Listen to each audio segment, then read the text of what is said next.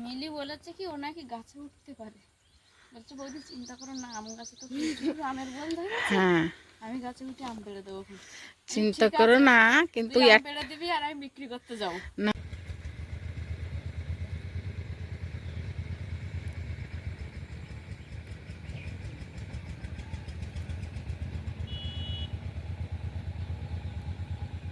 কাপড়টা কি এইভাবে তলায় বেছানো থাকবে? না, কাপড় দিয়ে উল্টে পরে ঢেকে দিয়ে আগে ওই কাঠকুটো সব ফেলে দাও পাশের থেকে, দেখ গড় গড় করে গুটুকুট দাও।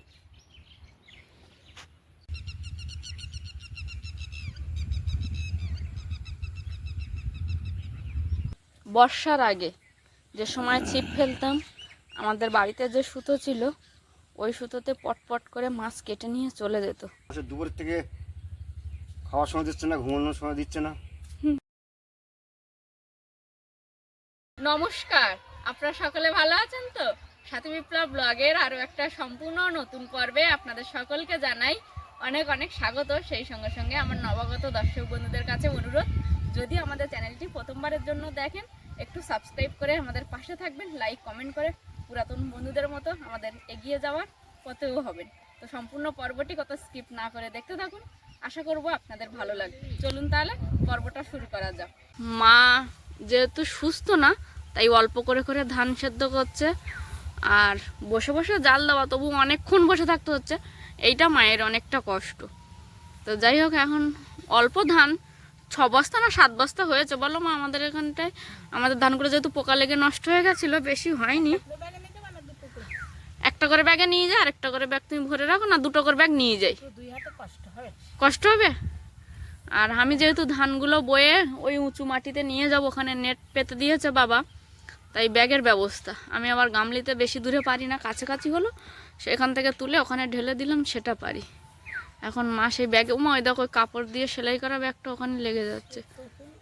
হ্যাঁ, ওই ব্যাগটা না ভালো করে খেয়াল করে পরের বার ভরবে, যে পাটটায় কাপড় নেই ওই পাটটাই দেবে। এখন যেটা আপনাদেরকে বলছিলাম, ওই জন্য অনেক দিন আগে 1 বস্তা ধান সেদ্ধ করা হয়েছিল, সেটা কুটিয়ে আনা হয়েছে। আর এখন আবার 1 বস্তা ধান সেদ্ধ করা হয়েছে, সেটাকে রোদে দিয়ে শুকনো করা হবে, তারপর আবার কোটানো হবে। ব্যাগটা ফেটে গেছে, একটু সেলাই টেলাই করলে হয় না?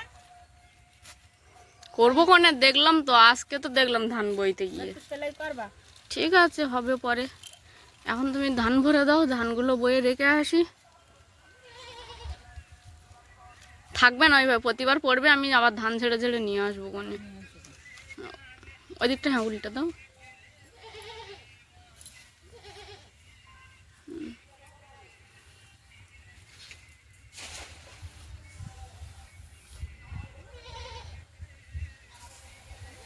বাজারে আবার একটা কি অনুষ্ঠান হচ্ছে মনে হচ্ছে মাইকে অ্যানাউন্স করছে, গান বাজছে, ঝড় হচ্ছে দেখো আজকে।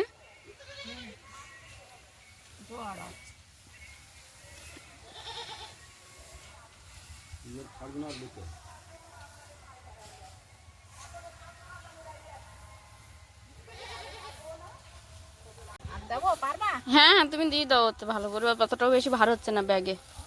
দেখতে দেখতে ধান সব বাওয়া হয়ে গেছে, আর অল্প কিছু হয়তো থাকবে, ওটা আমি পরে এই বস্তা ধরে আমি ঢেলে দিয়ে আসবো। এই 2 ব্যাগ আপাতত নিয়ে যাই, ওঠো তুমি।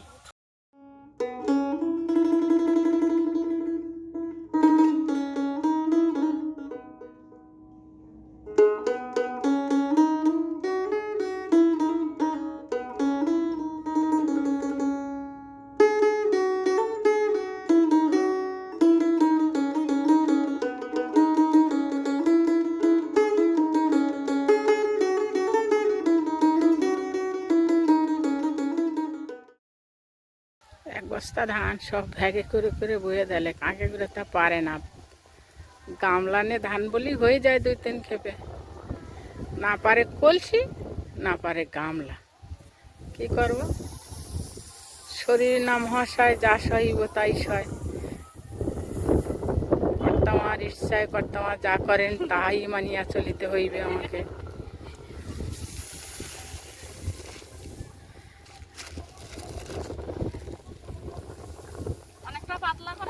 হ্যাঁ আর খেলিয়ে দিতে হবে না, না, পা দিয়ে নেড়ে দিলে একদম হয়ে যাবে আমার। আমি পা দিয়ে নাড়তে পারি না, আমার পায়ে অ্যালার্জি বার হয় এই ধানের ধুলোয়।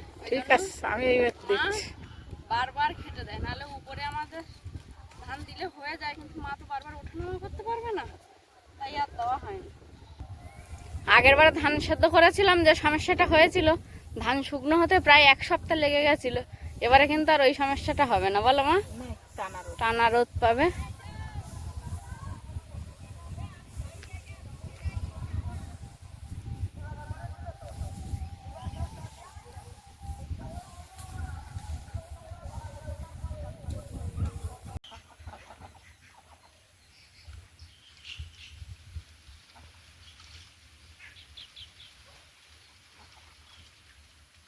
একটা জল নেই এর মধ্যে।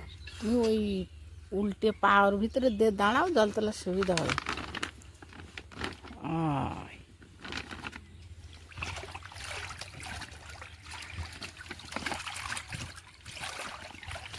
ধান ভাবিয়ে এর মধ্যে ভিজিয়ে রাখা হয়েছিল, জলটা ফেলা আর হয়নি।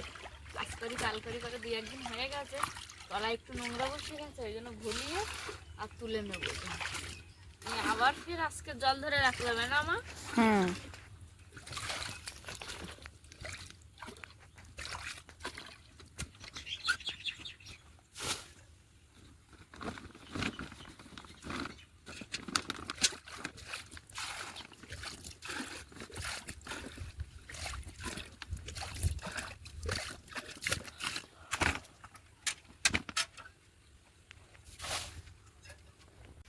ওই তো লাগবে।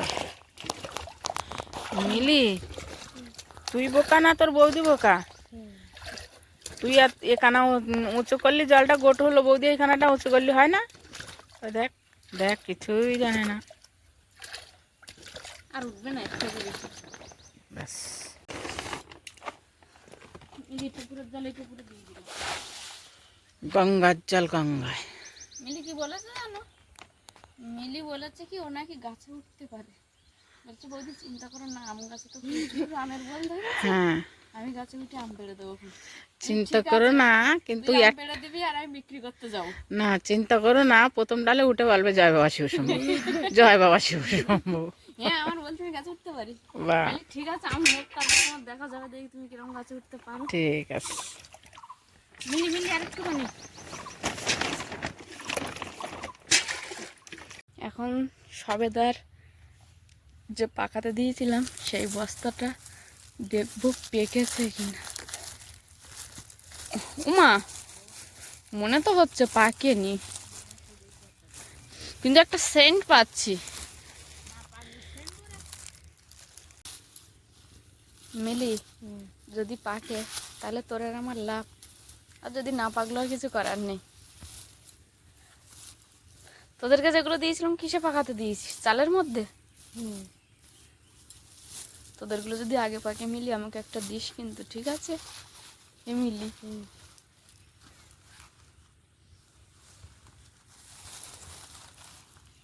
কেউ পাকেনি, পাকেনি, এটা একটুখানি নরম হয়েছে। তাহলে ওই জন্য সেন্ট পাচ্ছি না। হয়েছে, তা খাওয়ার মতো হয়নি। আর 1-2 দিন যাবে না? নরম হয়েছে, কিন্তু আটা আছে এখন এতে। আর 2-1 দিন চা, তাহলে আবার বেঁধে দাও। নরম হয়েছে, একটু আটা আছে। মিলি, মনে করে বলো আসবি। মিলি স্কুল থেকে এসে বাড়ি যায়নি, আমার ধারে ঘুমিয়েছে। একদিন এসে গল্প বললো ওর মা এমন নাক ডাকিয়েছে ওর কানের ধারে, ও নাকি ঘুমাতে পারেনি। আজকে ও এমন নাক ডাকিয়েছে দুপুরে, আমি আর শুতেই পাচ্ছিলাম না। ঘর ঘর আমি ওখানে বসে বসে কত রকমের সুর শুনলাম। 2 নন্দে ভাই বউ ঘুমনে এটা রেখে আসে, ছাগল দুটো আন, তাড়াতাড়ি যা। মিলি ঘুমিয়েছে, চোখ টোক ফুলে গেছে আর নাক ডাকিয়েছে।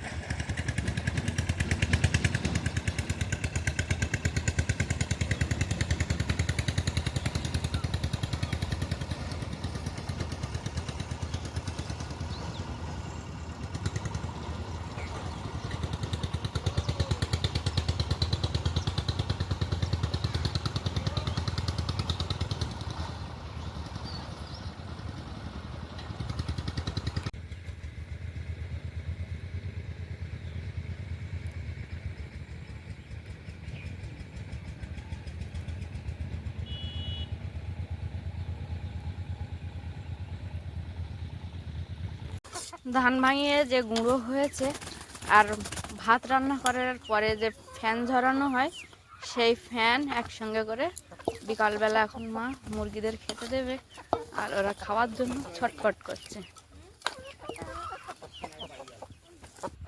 মাঠে রোয়া দেওয়া হয়েছে, বেশ কয়েকটা দিন হয়েছে, তার মধ্যে পুরো মাঠটা কি দারুণ সবুজ হয়ে আছে। চলো মা, বাগানে জল দিতে হবে। চলো।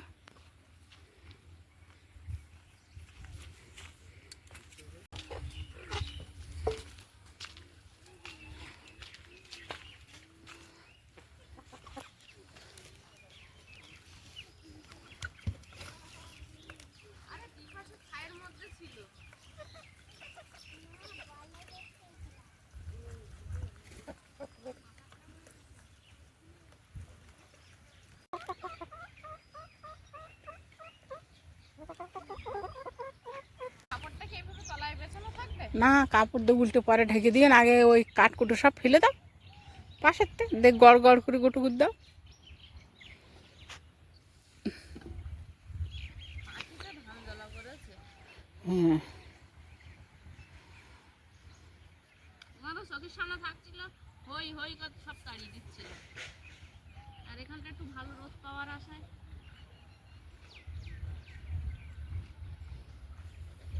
একটি রোদে তোমার ধানের জল শূন্য হয়ে গেছে।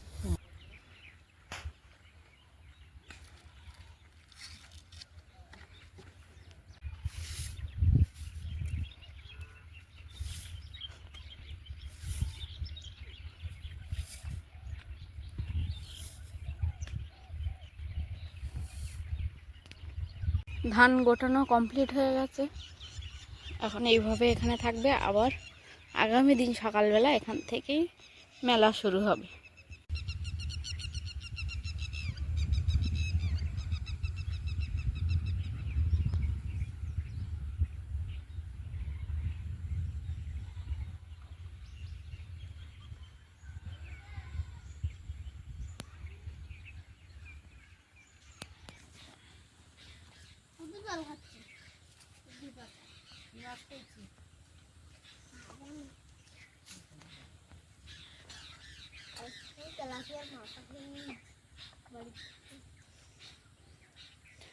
আগে যখন বর্ষার আগে যে সময় ছিপ ফেলতাম, আমাদের বাড়িতে যে সুতো ছিল ওই সুতোতে পটপট করে মাছ কেটে নিয়ে চলে যেত। তাই এই যে সুতো আমি বাপের বাড়ি থেকে নিয়ে এসেছিলাম, সেই রান্না পূজায় বাপের বাড়ি গিয়েছিলাম তখন নিয়ে এসেছিলাম সুতো। তারপরে তো আস্তে আস্তে বর্ষাকাল, পুকুর পুরো ভরে গেল, তারপর শীতকাল, এখন আস্তে আস্তে আবার গরমের দিকে যাচ্ছে। তাই বাবার থেকে এখন একটা বড়শি দড়ির মধ্যে ভালো করে বেঁধে নিয়ে আর ছিপ বানিয়ে নেব। এই যে একটা কঞ্চি, এটাও বাবা কেটে দিয়েছে।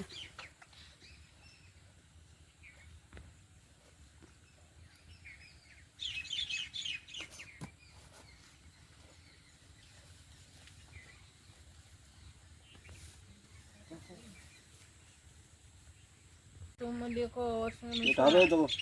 হ্যাঁ, এখন তো পুকুরে বেশি একটা জল নেই, মিডিয়াম সাইজের সুতো দেবে, মানে খুব একটা বেশি লম্বা না আর খুব একটা ছোটও না।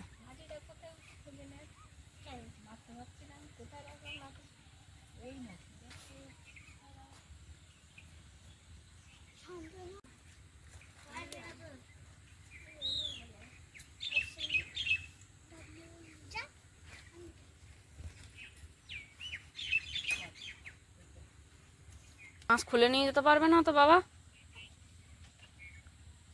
টাইট করে বলে বেঁধে দেবে।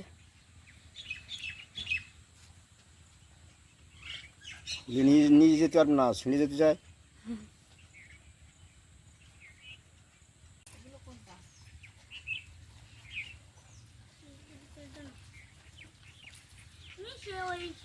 সকালবেলা যে প্রথম দিকে দেখতাম, তারপরে আসে যখনই ছবি হয়ে খাতাটায় রয়ে যায় তখনই হয়ে যায়। বুঝতে পারছে শোল।